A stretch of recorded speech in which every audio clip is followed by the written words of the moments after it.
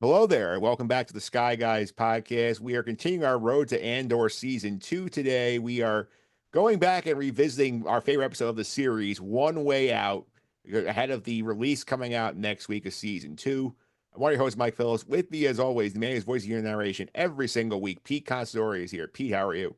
Doing well. I think this is my first time doing the take. I'm not revisiting it because I think I missed it Yeah. the very first time. But yeah, great that we're revisiting it so I could talk about it. Rewatched it today just to make sure that I'm up to speed. So yeah, definitely excited to talk to you guys about it. Yeah, fun fact for the new audience fans. We did this originally. Pete had to miss it in the real time. So this is Pete's actually visiting this episode for the first time with Yeah, us. yeah, I'm Also, excited. also here with us today, Luthen's latest Imperial mole, Nick Fraietta, is here. Nick, how are you?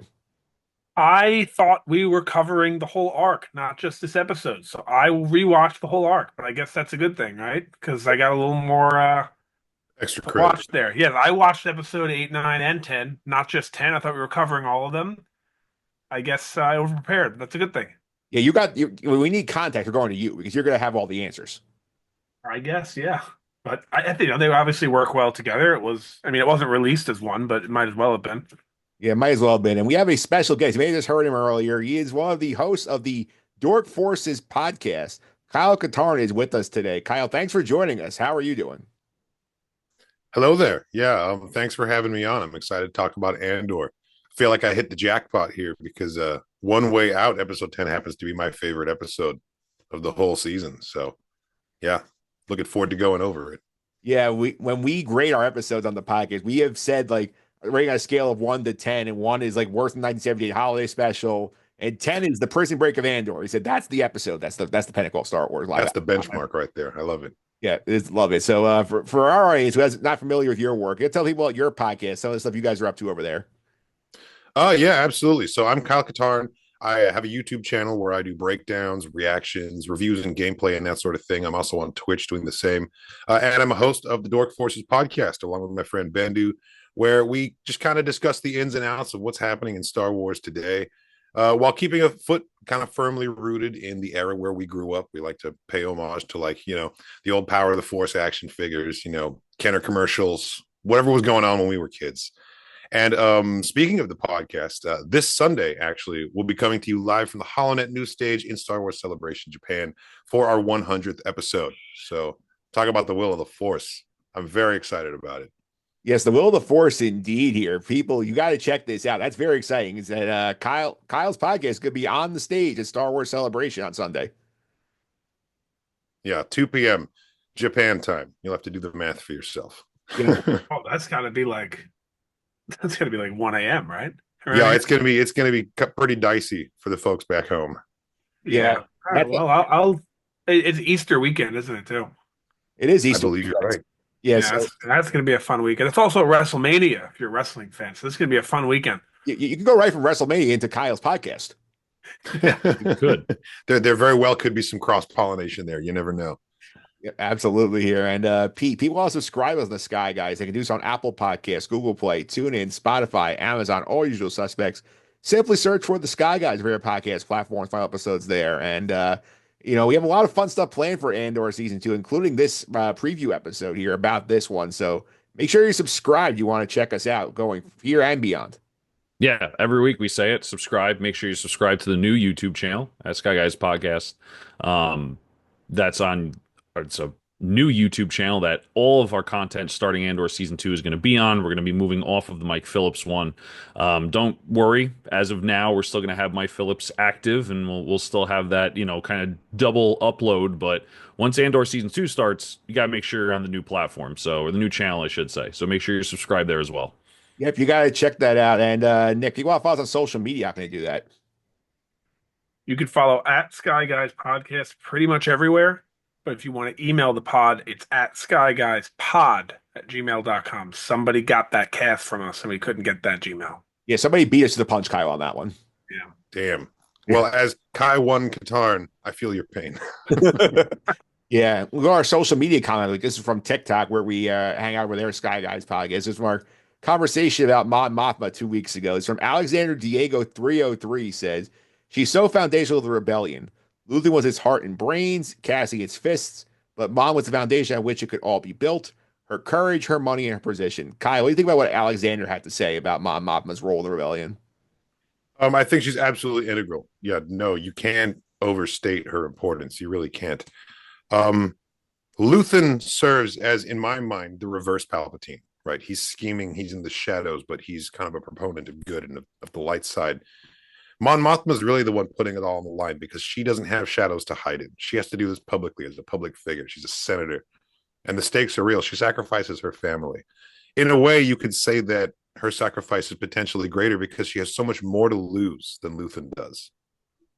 Yeah, She has a family around her. She has standing. She has so many things that she hasn't quite given up to the level that Luthen has. He's nothing but like a shell of resistance. That's all that's left there.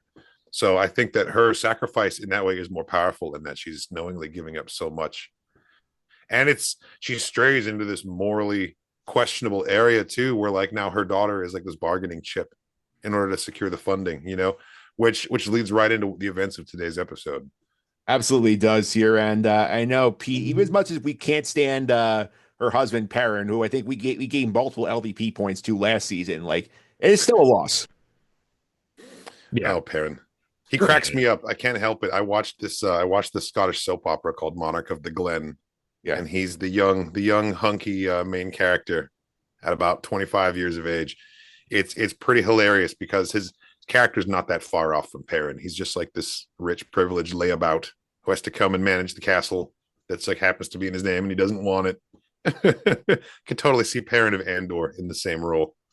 Yeah, Pete, like we could talk about like how like we were not big Perrin fans. We saw him in season one because he was kind of, like a little bit like smug assholes, the way I would put it. Yeah, a little bit more than a little bit. I don't know. Yeah, I mean, I think Kyle put it beautifully. I mean, Mom Mothma has so much to lose, and then you have this husband who's just so entitled. It's a weird dynamic to see. So, if he comes in season 2, a lot more LVP points, I'm sure, going to hit the board for him. Yeah. Yeah, no Perrin in this episode we covered here, but we did love the fact, Kyle, like he's the cover for Mon Mothma needing more money because they're gonna just throw him. He's gonna shove him under the bus. Say like he's gambling. I need more money because he's throwing away our money. Oh, that's absolutely coming up in season 2. I think that's how we will see him. Is maybe even in the news. Yeah. Perrin, disgraced husband of senator, brought down by a gambling scandal or something.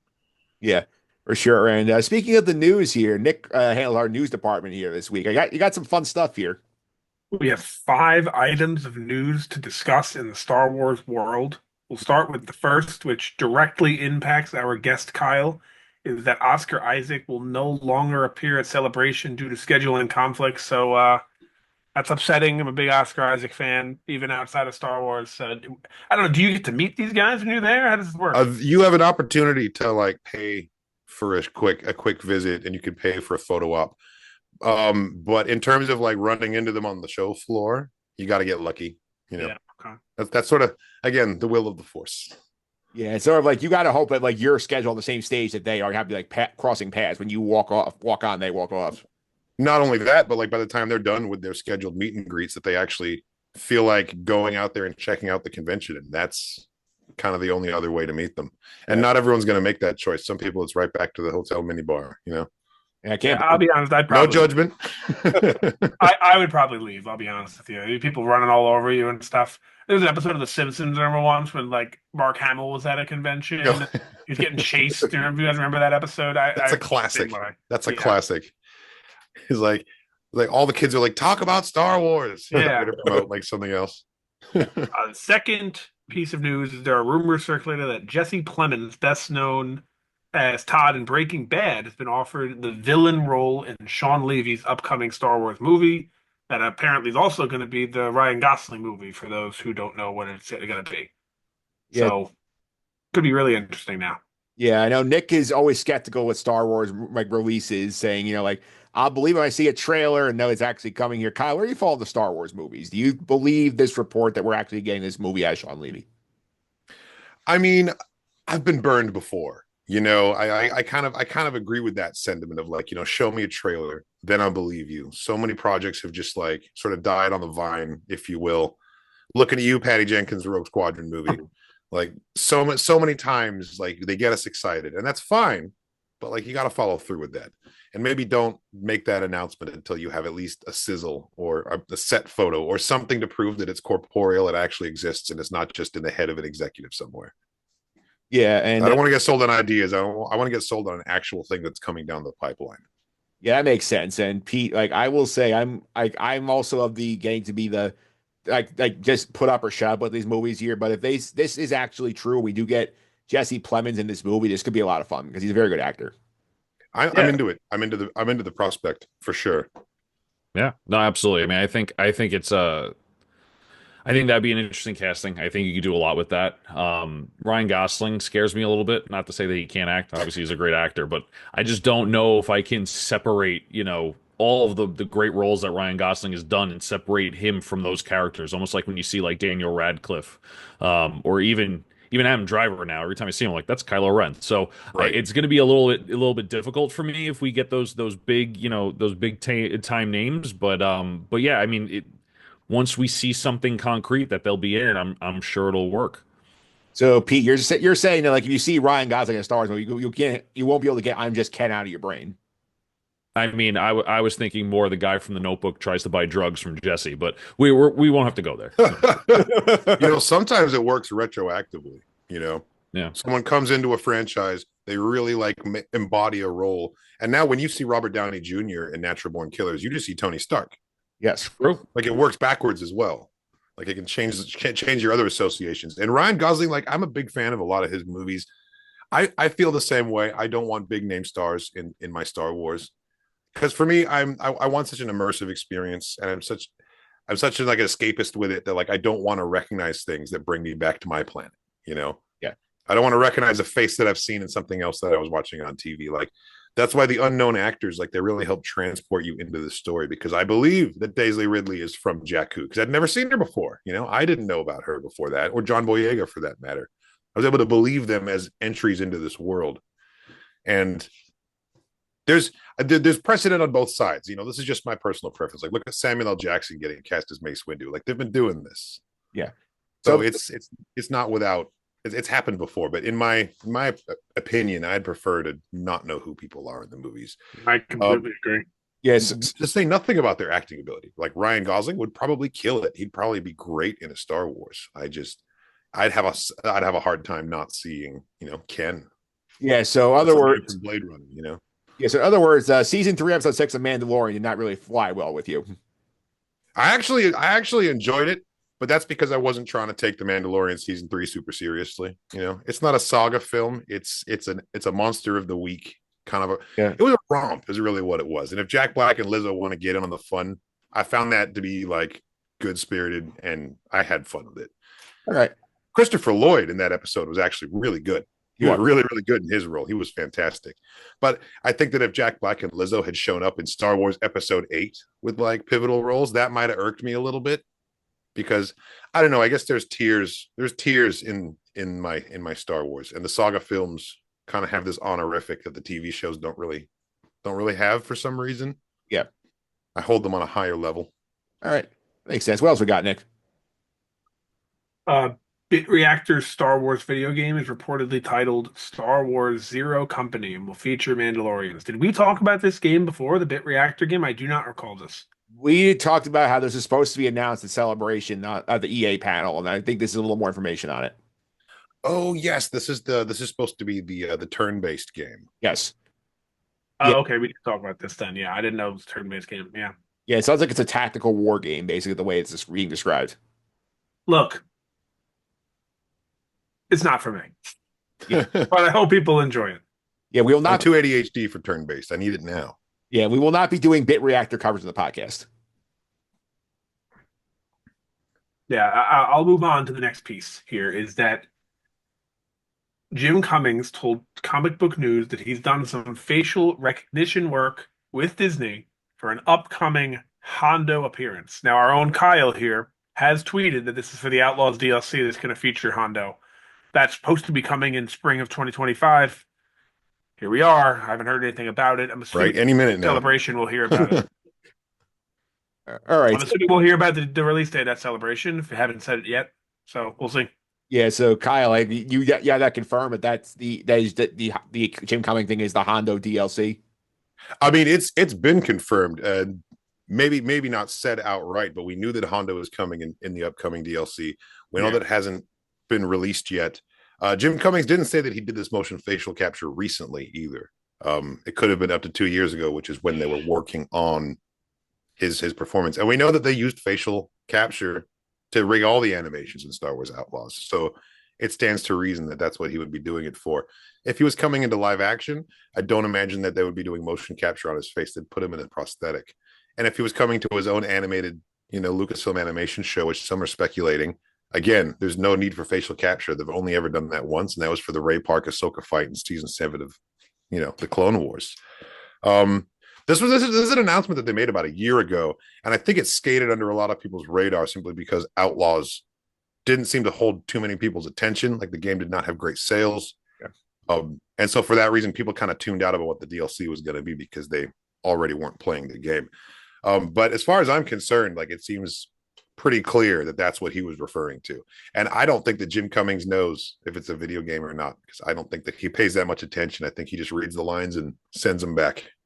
Yeah, we just pointed out because like we are big Hondo stands on this podcast. So like every show, 100%. We keep track of things, and one of our trackers is when will Hondo show up again. So like we have a tracker how many times Hondo's appeared in Star Wars properties.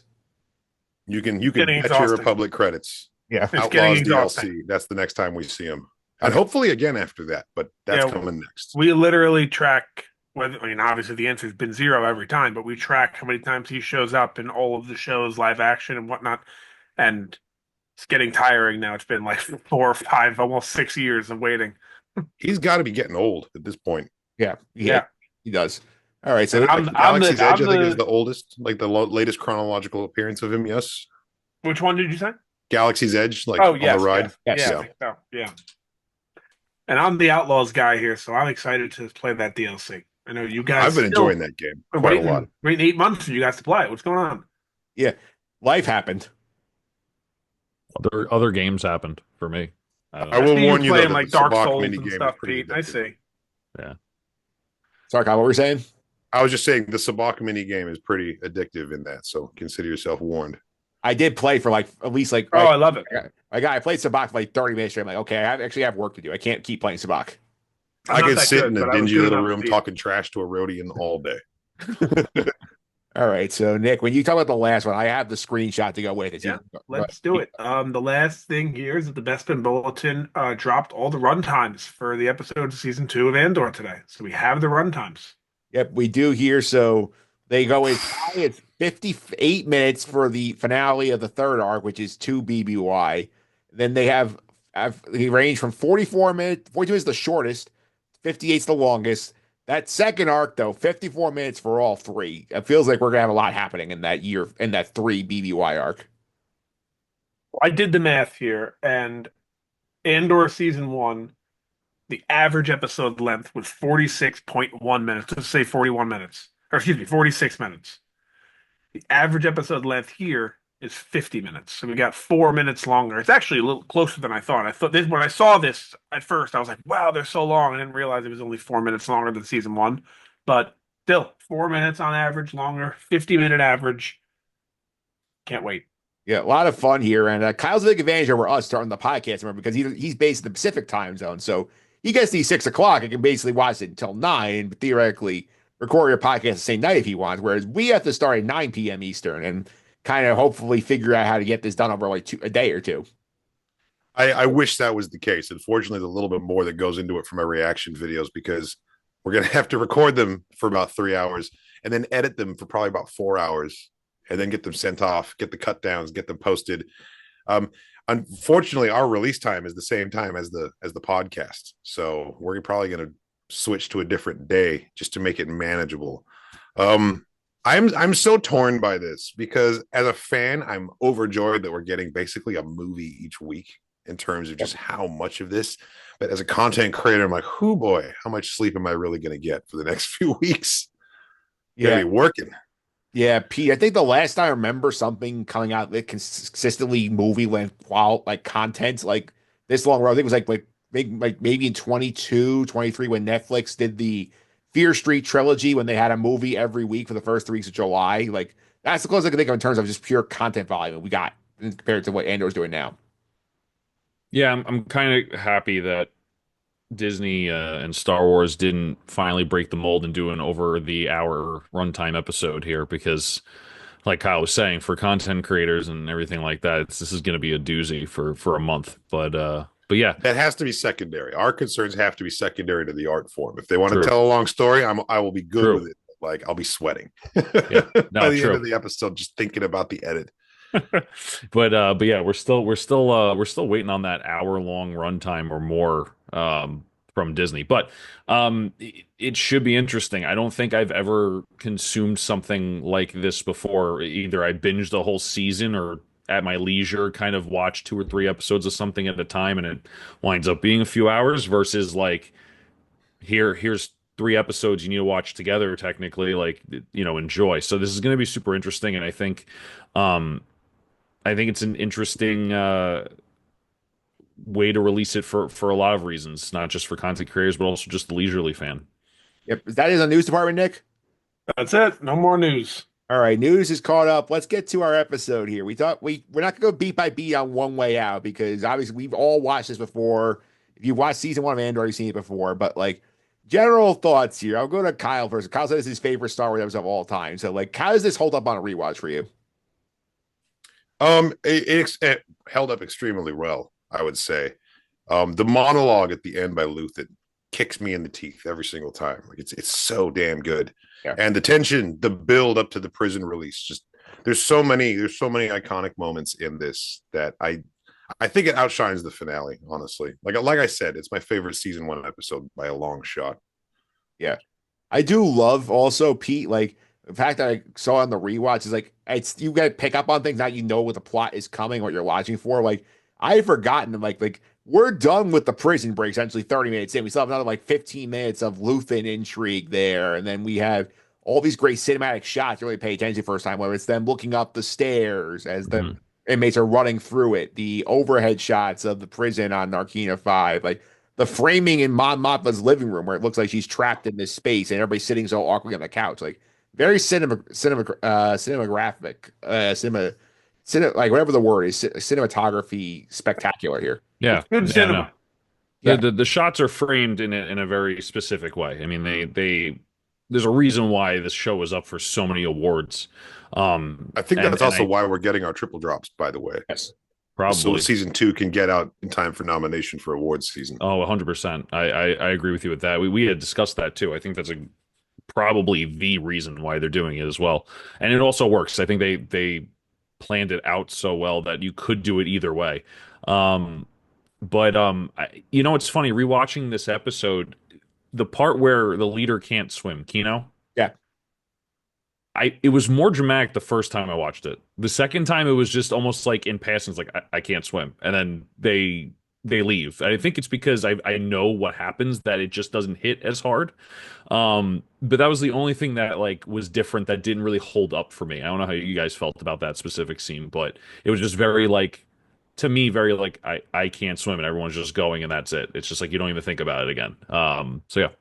Well, Nick, with that scene thing, it also makes it interesting is that like you have this moment where Cassie's sort of staying at the edge. He's sort of like stunned into silence because Kino is like, I can't. So he's like sort of thinking in his mind, like, how can I help this guy? And he gets sort of bum rushed off the platform by some other escaping prisoners. He can't react. So it's like the shock value for us, like, oh, wait, that's it. He's done with us.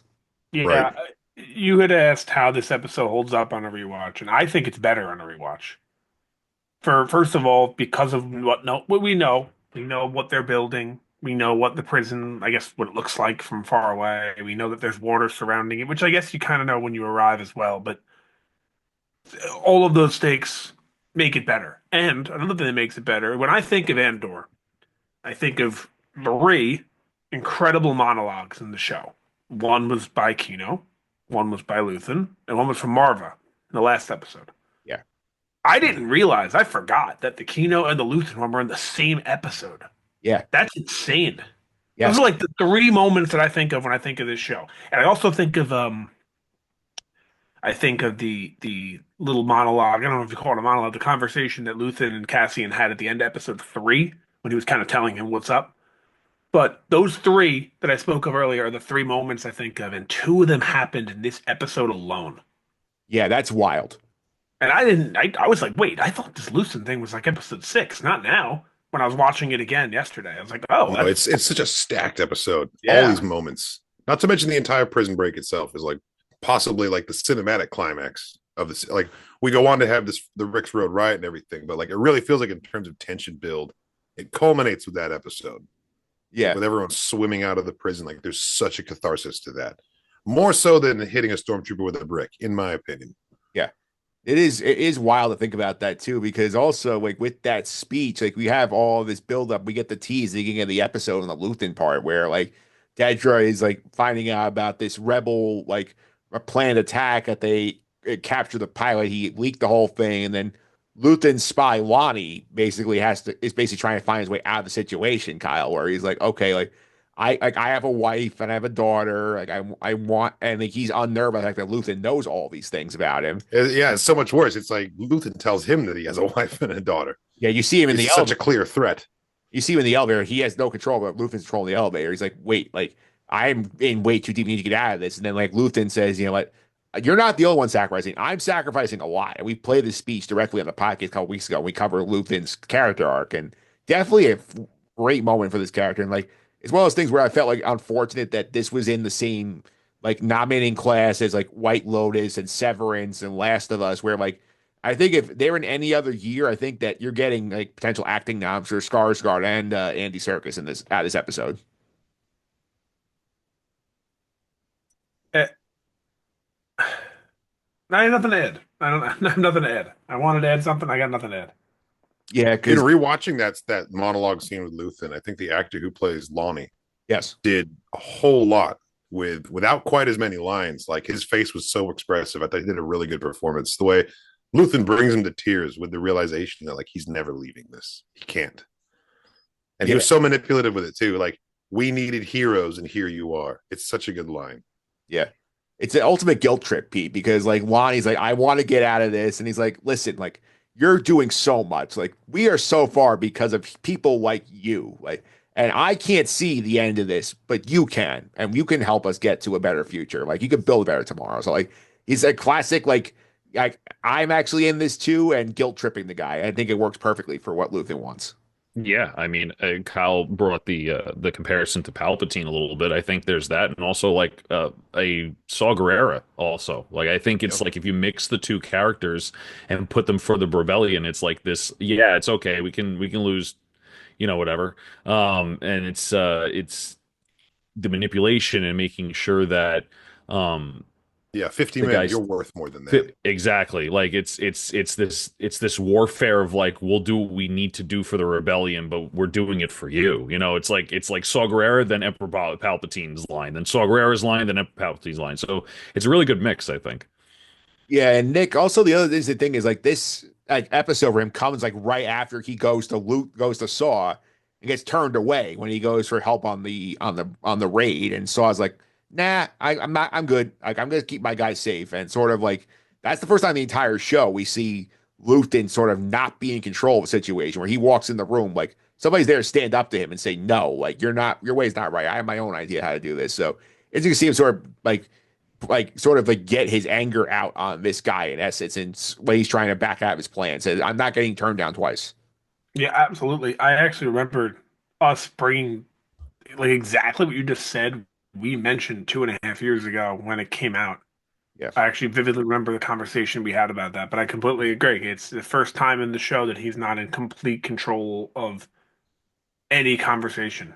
And back to the Kino monologue, I really enjoyed. I don't know what this is. I'm no movie maker. I have no idea what they call this stuff, but he starts his monologue and he doesn't really know what to say. And Cassian kind of looks at him like, that it? That all you got?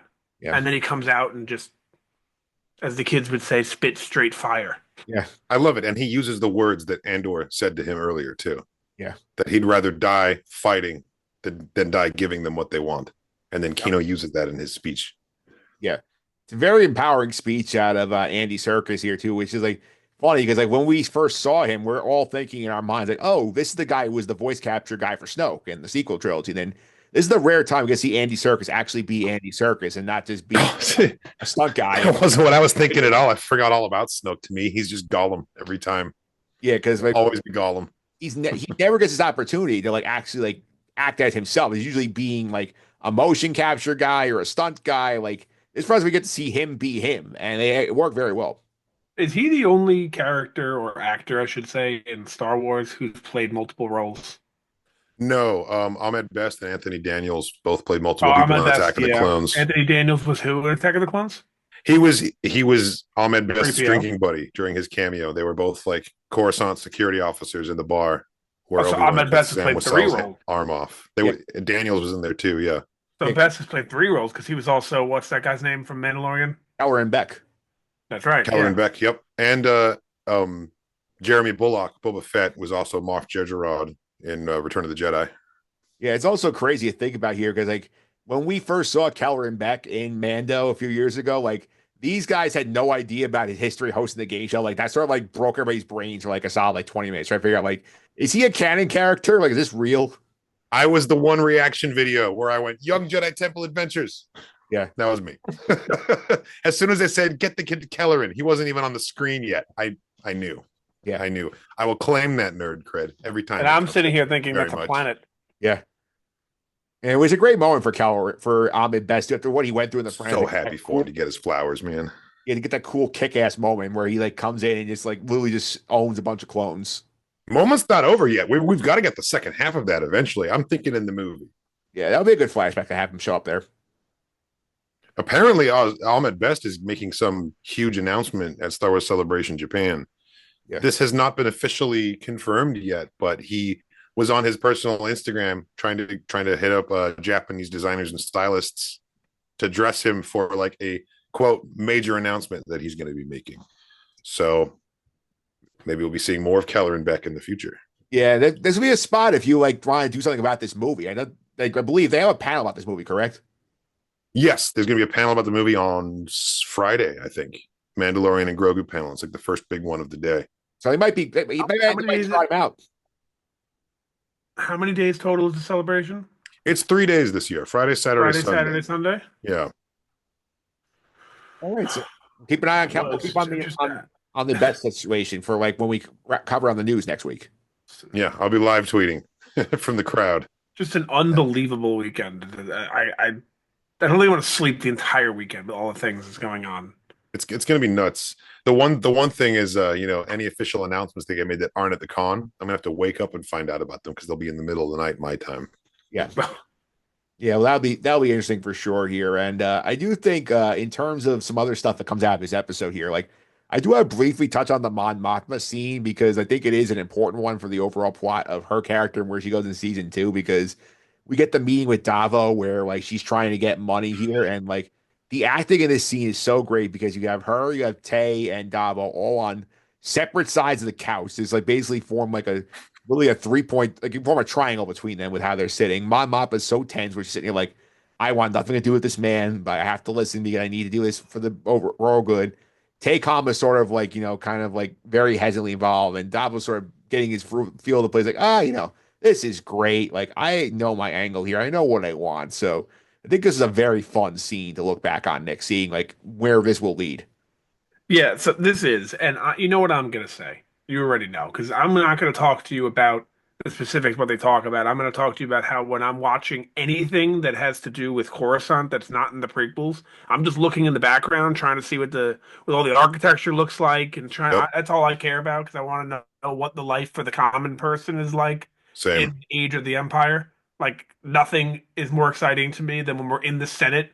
I'm looking around at all the senators. I'm not even listening to what she's saying because I just want to know what goes on during the Age of the Empire in Coruscant because we really don't get it that much outside of comics and books.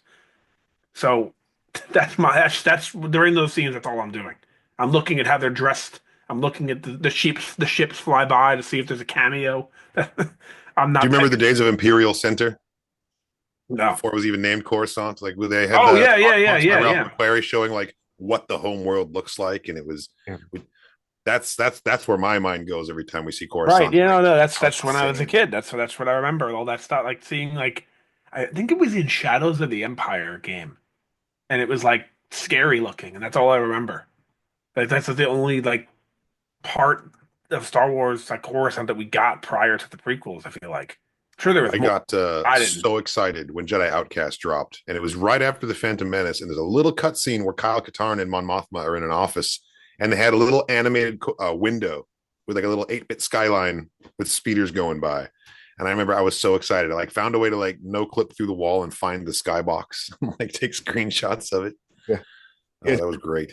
So, Pete, what did you think about that scene of the Mon Mothma and Take Hama and Davo? That sort of meeting to like, okay, we have to figure out how to get this money situation resolved, and Davo's just sort of like in complete command of the room. Mon Mothma, she would rather be anywhere else on the galaxy, but in that room.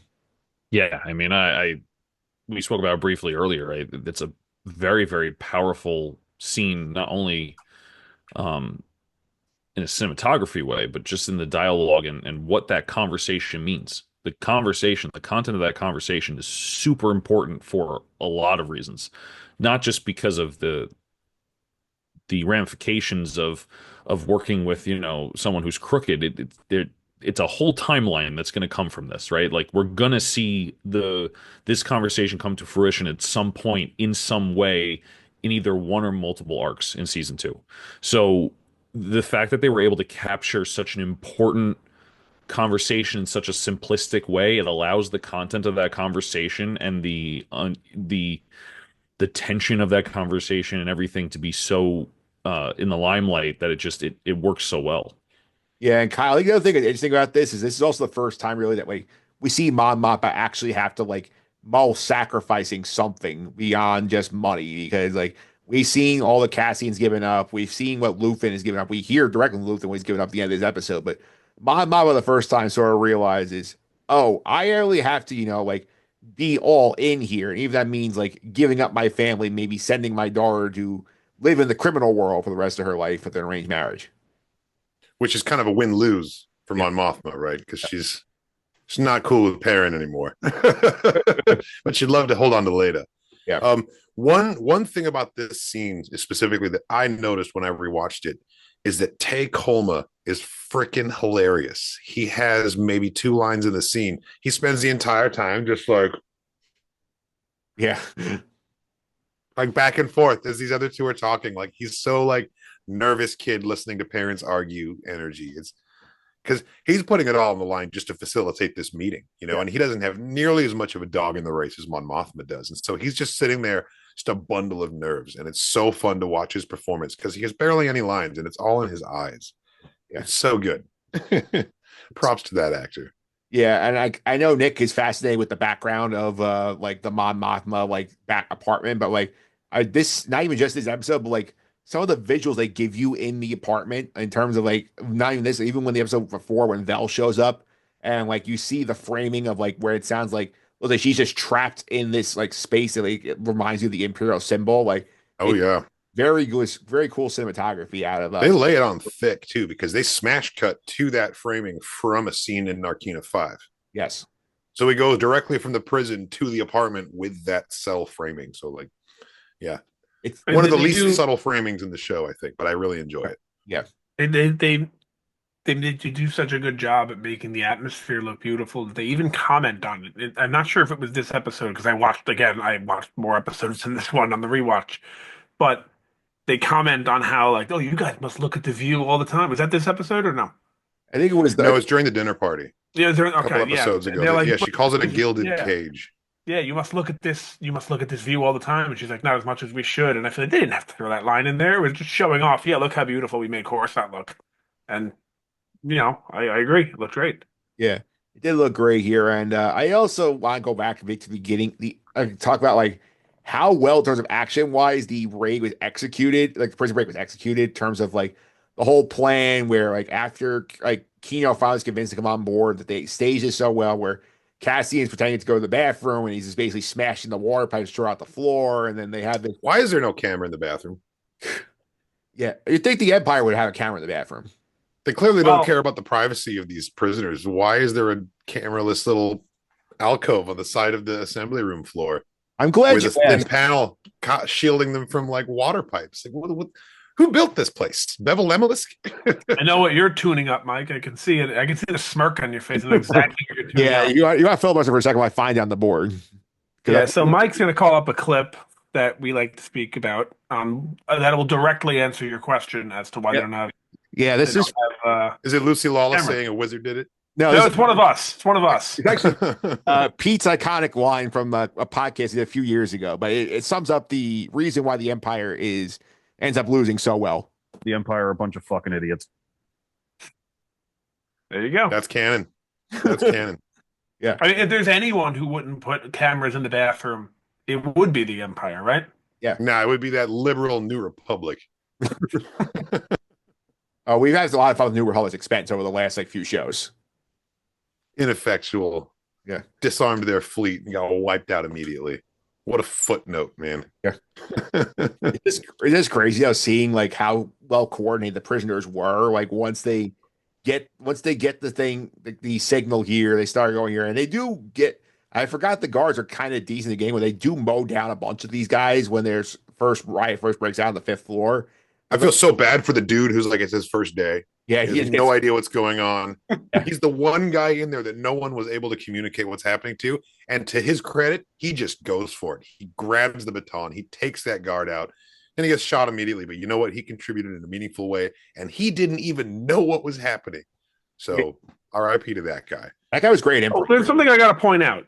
I think I saw this on a review somewhere. And then I noticed it again when I'm watching. They shut the power, right? Yes. Right. But the elevator still works. The backup power goes up right away. No? Is that what it is? Is it the backup power? That's an easy answer. He shorted the floors, not the whole power. Yeah, he shorted the floor on floor 5, and then they use the elevator to go up, and then they cut the power, and they don't descend again. They just jump off the top. Yes. All right, I'll take your word for it. Yeah, no, they try to fry the floor. Water sparks, shorts off that floor only. Power's still running. Get control of the elevator, go up to the control room, and then they cut the hydro, and that's when everything stops. But at that point, they're already at the top. Kind of sucks for the people on level 1 because now they've got to climb up to jump out of the water. Yeah. They got a lot of stairs. Either way. Yeah, we saw a lot of stairs, so they had to go up to get to level. I'm speaking specifically of the little lift that was in their room, not the elevator. Oh yeah, no, that was. But that's the same point. Same point. Yeah, I don't think it turned back on because Cassian jams it in the rotor with a piece of metal that jams it halfway. And that's before the floor gets sparked. And then it shorts out. And after that, I think they just use it as a half step to climb up and out. I don't think we see it move again. Yeah, I thought there was a shot of it going down, but that's what it comes down to. Is that shot made up in my mind? Yeah. Well, I believe down more than up. Yeah. Because down could be hydraulic pressure release. I think it went down. Yeah. Never to move again. But if it was raising, that would be funky. That wouldn't make sense. I think it went down. Yeah. You pull that thing out, it probably just drops at that point. Yeah. He's got that lead pipe he used sort of hold it in place. But I have to give Diego a little credit that sequence too for him basically being like a spider monkey for half that shot where he's basically holding on to the bottom of the thing and for solid 10 minutes before he realizes, oh wait, I can just wipe the guy's leg out and get his gun. And then just boom, closed casket. That was brutal. Yeah. That was one of the more brutal kills in the episode, I think.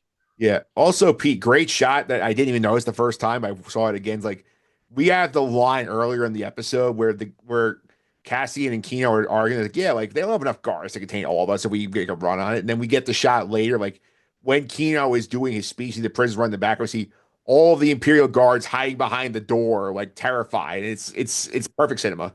Yeah, it's a beautiful shot too. That shot is like a Renaissance painting. The positioning of all of the different guards, the way the light shaft through that slit in the door. It's one of my favorite shots in the whole episode, actually. And also the way it just illustrates the cowardice of the Imperials. As soon as their system falters, they just go run and hide. Yeah, it's a huge personification of the Empire too. I mean, this is the theme of the Empire throughout its entirety. Shows, movies, whatever kind of content and media you're getting. So like Kyle said, it's a beautiful way to show just not Steele's word, the cowardice of the Empire. Yeah. I did also love here, the scene in the control room where Kino and Cassian get there and the other 3 Imperials there. And they're shut the power off. And the guy's no. And Cassian immediately kills one of them. He's okay. And then the second guy caves. And then at the end, when they leave, I hate that guy so much, dude. He doesn't even say no. it's so much more smarmy and smug than that. He's like, that could mean so many things. He comes in saying, shut it off. And he's like, that could mean so many things. I'm this smart Imperial guy. Just boom, that guy's dead now. You want to keep playing? Yeah, I wouldn't be so that satisfied. I wouldn't be that much of a pain in the ass with a gun pointed at me. Seriously, this is a man who's clearly used to being in the authority in the room, right, pushing everyone around. I have watched that episode like 5 times. I cannot figure out how old that guy's supposed to be. I think he's got a really young face and then just like straight gray hair. I'm like, what's going on here? Are you 50 or are you 25? Yeah, I think he's supposed to be like in his 40s, is what I guess. It could be a stressful job and he's young and he's just got gray hair from being on Narkina 5. Yeah, it could just be like me, went gray in his mid-20s. Yeah. But when Cassian goes on program to those officers, so satisfying. Yeah, it was great. It was a insult on the way out. Yeah, in terms of like, I think that was a great shot, and I do think the Kino speech great, and like I do think interesting like the abruptness of the I can't swim line, and him getting basically raw off the platform is great because like as I mentioned earlier, you sort of see this moment, Nick, where Cassie is sort of thinking like, how can I help him? Like, maybe I can swim with him and support him, but he just gets like pushed off the platform. He can do anything. At that point, it's just go. It's like the Stampede of Lion King. Yeah, that moment, Pete said it at the top of the episode here. It seemed more impactful on the first rewatch. And I'm not agreeing or disagreeing with Pete, but I do want to say it definitely felt longer when I saw it the first time. It seemed very short this time around. And I guess that's because in our mind, we're racing through possibilities. We're not racing through the possibilities this time because we know what's happening. And I got to say one thing that's about Diego Luna, which is, and nothing against him at all, but when we walked out of Rogue One, I did not go to the guy next to me and goes, man, wasn't Cassian a great actor? But when I watch Andor, I do say that. Yes. And then there's nothing wrong with what he did in Rogue One. It's nothing against his performance in Rogue One, but I didn't once think about his performance ever. And now I think about his performance all the time in every Andor episode. He's not. Just imagine for a split second if Tony Gilroy had written Rogue One. Yes, and not coming to save it. That's the difference. Yeah. Yeah. Yeah, it's also important to remember too. In that movie, he was just one of the ensemble, basically, where he's the lead here, which is a big difference. Right. Absolutely. Absolutely. And I mean, Rogue One, as you know, is one of my favorite. I love it. He definitely he gets your attention in Rogue One straight away. Like shooting that dude in the back. Like, yeah, it's like, okay, I'm looking now. Like, what's? But you're right. I mean, well, there's so many things in Rogue One that happens, and also at the very end, you've got the hallway scene with Vader. Like so much, the Battle of Scarif is so fantastic that like it's hard for any actor to shine through all that to be the thing that you're thinking of when you walk out of there, because everyone's going to be like, "Holy shit, Tantive 4, Vader, all this stuff," and so. Yeah, we didn't do a full episodic rewatch for season 1 on the pod, so like we sort of did like character studies here, but this is our one episode we went back to because in the real time Pete didn't get to comment on it, so I was trying to get his advice on it. Plus, like I feel like going back on it, looking at it, there's a lot of stuff that happened in here that we could see payoff in this season, whether it's, there are rumors that maybe we'll get Kino Loy back again in some capacity. We get the follow on the Mon Mothma stuff, the Luthen speech with Lonnie. Like there's a lot in here that could be parlayed into stuff that we see throughout season 2. Here's a question for you all. Sure. Of all the people on this floor, all these prisoners who managed to escape, which one of them do you think was actually a serial killer? Because at the end of the day, this is a prison. There's got to be at least one actual criminal in the prison population, right? They can't all be innocent. They said there were 5,000 of them, right? Yes. Yeah. How many do you think were actually criminals? Well, I'm saying that someone had to be statistically with the number of the size of the population down there. They can't all have gotten what happened to Cassian. I would say probably one of the first, the ones who were the fastest to grab the guns are the ones I'd be looking at with the side eye. Like, okay, you seem to be way too good with the weapons. I would say about 50 of the 5,000, which is about 1%, right?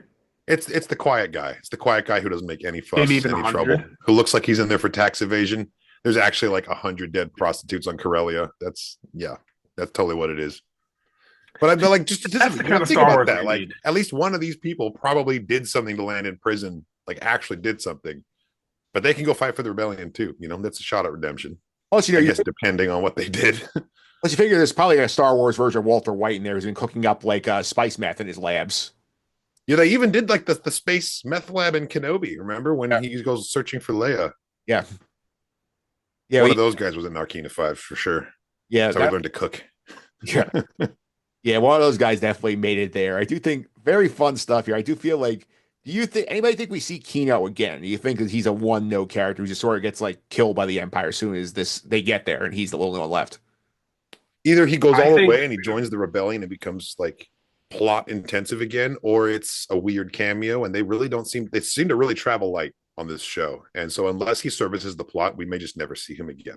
I'd be surprised if we saw him again. I would like to not see him again. I think the message that he sent by not being able to swim was, I did all of this knowing I couldn't make it. And that's exactly Andor's, Cassian's like, I don't know the word I'm looking for, thing in Rogue One, you know? Totally. It's kind of, I'm sure that Kino comes across his mind when he's on that beach going inch by inch, towards the Death Star plans. Kino's sacrifice is one of the ones that got him there. Right. And sometimes a little bit of ambiguity can be so much more powerful than spelling it out for the audience. So I agree with you, actually. I don't want to see him again. Yeah, P, I think that the best thing of the show would just sort of be, let us assume that like the Empire gets there, he's the only one left, he gets killed for leading the rebellion. That's what I would assume happens. I agree with everyone. I don't think it should happen. I do think it's going to happen though, and it's going to be like Cassian's going to be like, "How'd you get out?" And he's going to be like, "Oh, Bo picked me up," or some stupid crap. Like he it's learns to swim and then swims 7 miles. Yeah. Okay. Yeah. Okay. That's what's going to happen. If he's in like a flashback or a dream or something, that's completely fine with me. Did you guys play Jedi Survivor? Yes. You know who's going to save him? Scuba Stev. Yeah, he's going to fish him out at his little net, take him to the shore. He'll be there at the boat by the time he finally gets out. Yeah, I also think it'll be funny too because like this would be the like funniest way to like get like the random pop in from Cameron Monaghan being I'm Cal Kestis and he like broke him out of prison. He's coming. He's definitely showing up eventually. Oh yeah. I don't know what the angle is on that, but like definitely need to wait for him to get a little older so he can show up in Mandoverse and not be too young. Yeah. Anything else you guys want to add here? Because otherwise, I want to have some fun with Kyle and show him our cameo teams as he brought the cameo idea up. Because we have a draft concept we do on our preview last week. We have teams of characters we pick and say who we think is going to show up in the show that has not been previously announced. So we had this for season 1, got nothing. Carried teams over from 1 to 2 and added a person each. So I'll put the board. Okay. Oh, I got a good prediction. I got one. Let me see if he's on your chart though. Show me who you got first. All right, I'm going to pull it up here right now. This is the teams. The top 3 names were all picked in season 1. The bottom name was the season 2 pick. So it's so embarrassing when you look at the season 1 ones. Yeah, I have Bail. I was like reading my old tweets. I get it. Yeah. Bail Organa, C-3PO, Krennic, who I picked in season 1, and Bodhi Rook, the pilot I added season 2. Nick took Palpatine, General Draven, Ahsoka, and he added Tarkin. Pete has okay. Pete has Jyn Erso, Harrison Dula, Agent Callus, and Galen Erso. So he is Team Erso. It looks like all 3 of you played it conservatively and chose characters from Rogue One specifically. Yes. Yeah, pretty much. So not quite stratosphere cameos, but like people who have make a lot of sense. Yes. Yep. As for Tarkin, I think that would that's going to spark a hell of a discourse on social media. I'll tell you right now, because what are they going to do? Is Guy Henry going to do a deep fake again? Are they going to recast an actor? You know that Disney will jump at any opportunity to show that their technology has evolved, and they paraded Tarkin around in Rogue One. They can do so much better now. It'd be hard for them to pass up that opportunity, especially after seeing how good Luke looked in the Book of Boba Fett. Yeah. I will throw out a prediction that wasn't in Rogue One. Oh, damn. Yes, he was. They used archive footage. Damn. Okay. Dutch Vander, Gold Leader. Yeah, that'd be good. And I'm picking him because he is the one who personally escorts Mon Mothma to the Ghost Crew right after she flees after denouncing the Gorman massacre, which is an event that we know is going to happen. And we know Cassian's going to exfil her from Coruscant. I bet you he hands her over to Dutch Vander in a great big Y-Wing. Yeah, that's who I would predict. Is his name really Dutch Vander? His name is Dutch Vander. Yeah. So I mean, I don't know if you guys know where I'm going with this, but I hear Dutch Vander. I think of Dutch Vanderlyn from Red Dead. Did they just copy that? Possibly. It's Vander's one word. Yeah. Yeah, Vander's one word, and but easy to turn into like to homage it into some Dutch guy. Yeah, and just for the record on the character drafts, like we've done this, I think, for every show since Boba Fett, live action wise, to get us here. Like Nick has managed to somehow win every draft. I've got a couple Funko Pops to show for it. We play for a Funko Pop. Oh, I love it. No, that's good stakes. It's good Yeah. stakes. But this one was a tie last time, and the last one we tied as well. No, because Yeah, Skeleton Crew hit nothing hit, right? Yeah, we had nothing in Skeleton Crew either. So like this is the first like Well, that's fine because there was barely a cameo besides Yeah. Fuzzball from Michael Jackson's Captain EO music video. yeah, or There was the twins. The twins from Book of Boba Fett was our only option, and we did not. That was not on our bingo card. no, we were hoping that was gonna be the Hondo show, and Hondo didn't show up there. Apparently they stuck his ship in the background but they couldn't bother to bring him in. Oh, don't count Hondo out just yet. Like he's definitely coming in that Outlaws DLC, but we'll see Hondo again. Yeah. Like Jim Cummings is one of those iconic voices that, like, somehow he's still working. Like Winnie the Pooh was a long time ago. Yeah. Somehow he'll still be working 20 years from now. Like where there's a lot more Hondo coming. Yeah, we are all on board for that. We would love to get Hondo in something, because he's one of the most fun characters they created, in the Clone Wars canon. He's only 72 years old too. Oh, that's not as old as I thought he was. I would have thought so much. I keep thinking of Winnie the Pooh is like 100 years ago. He was the voice of Winnie the Pooh since 1988. Oh, okay. So 88. not, I guess, at the way beginning there. And He's not the OG Pooh. He was Cat on Cat Dog. I learned that today. Oh, snap. Wow. Okay. That's a deep cut. Yeah. Cat Dog. He All right, also listen. Pete the Cat in the Goof Troop. That's Yeah. a favorite of mine. That role of his. Yeah, Sorry, Kyle, go ahead. no, that was me. You can go ahead. I'm checking. Oh, Mike, sorry. Jeez. The light was still on Kyle's Oh, sorry. I was done talking. No, it's my Zoom here. I'm gonna say I'm calling it right now. Hondo's gonna be in Avengers Doomsday. So we'll see you there. Yeah, In fact, Hondo Onaka is playing Mephisto. You heard it here first. There you go. yeah. I remember where I'd seen Jim Cummings from, because that was the one, like, for some reason he stuck out to me for, like, when I was a kid. Like I watched the 1993, 1994 Sonic the Hedgehog cartoon. He was Dr. Robotnik in the cartoon. That's right. I grew up watching that. I remember that one. Yeah, and that was my favorite Wait. cartoons. Who Jim Cummings, was Robotnik. Robotnik. Oh, I watched that show, but I was really young when that show came out. I didn't. That show was crazy. I was really young too, but I remember it was like post-apocalyptic and like super intense and like Yeah, it's the I loved one. it. Yeah, he was in the one that aired on ABC on Saturday mornings. Got killed by Power Rangers. That's right. Yeah. Damn, I used to Power watch Rangers. it. I used to watch it all the time. That was like, I think it was like they would put it on some channel before Pokemon. Yeah. Or after Pokemon. I don't remember. And it depended on if I was up early enough, I'd see it. Yeah, and that show spawned a comic book that lasted like 25 years, which is wild. And an incredible. It didn't turn into the movies, but those Sonic movies, They're pretty 'em. good. love them. All right, I think it's a good place to wrap here, because I think we gave this a way out here. I think we're all in agreement here, like 10 out of 10 on the Star Wars scale. We all love this episode so much. Pinnacle of live action Disney Plus Star Wars. Yes, I would agree with that content. So Forever the benchmark. Forever the example of what good Star Wars TV can and should be. Yeah. we need to shoot for this. Like, this is what we want our creators to say. Like we made this in a Star Wars show without a lightsaber. Like, you can do fun stuff with Star Wars. That'd be good. People take issue with that statement, but I agree with you. I think that there's nothing wrong with holding all subsequent shows to this same standard, even if it is about a bunch of talking puppets. Doesn't matter. They can still be at the same standard of quality, you know? I mean, even Skeleton Crew, which we were not expecting a lot of, they did a lot with what they had. We need to have monologues like Luthen's coming out of characters like Captain Salad Face from Mandalorian. Yeah. We need Neil. Yeah, if we get season 2, we need a gigantic monologue like that on Neil. Yeah, I guess that's my only criticism of Andor. More aliens, please. Yes, I think looks like we're getting Yeah. that. It feels like a very human rebellion so far. Yeah, and actually, it's a good point, because at this point in time, correct me if I'm wrong, the Empire is very anti-alien. Yeah. Yes. Pretty much. So you would assume that the rebels would be pretty much the opposite. Yeah. You know what I mean? And they haven't shown that yet. So Yeah, one last question Like for Ferrex is a predominantly human world. He was in a human prison. These are all opportunities that I feel like are missed. Yeah, we do see that one of Saw's partisans, the non-alien, all the alien ones, is in the season. it's two tubes. No, the other one is in there too. I think like the guy who looks like the Eskimo.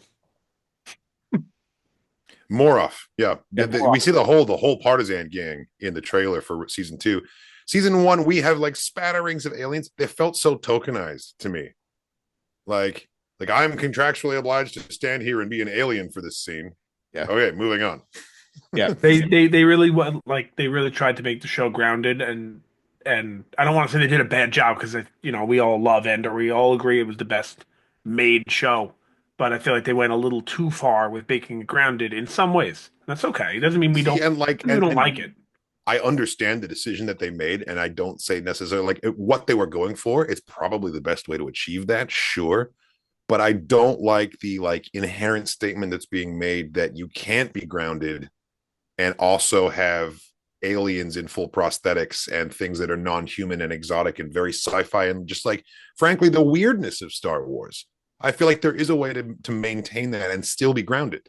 I think for me that and I don't know. I feel like it somewhat insults the audiences that we can't connect with someone that doesn't look just like us. For me, I don't know take that risk. I don't know if it was story. I feel like it might have been more budget, would be my guess, considering how much we spent on the visuals and getting the look right. Like, I don't know if they. I mean, the reason we see the same blue Rhodian in every Disney Plus show is because they reused their. It's like you can't tell me they don't have a warehouse full of aliens ready to be dressed up for any production. Yeah, well, I mean, for what they wanted, they wanted to focus more on spending the dollars on getting the visuals looking right for Aldani sky and the framing and stuff like that. I mean, it was like looking at a painting. Every episode was absolutely gorgeous, and where they spent their effort, I think was the right call because it's a fantastic end result. I'm really just nitpicking when I say I want more aliens. Yeah. That makes sense here. And last question for you here. We discussed this on the preview show last week. I want to know your take on this here. We know there's big intersection in the timeline with stuff that's going on in Rebels. I know Rebels is contained to Lothal for the most part here. Do you think we will see some of these things, specifically with Mon Mothma, that we saw her in Rebels pop up on here? You think this is something they'll sort of say off screen, say, oh, I got picked up by the ghost and I made the speech and now I'm here.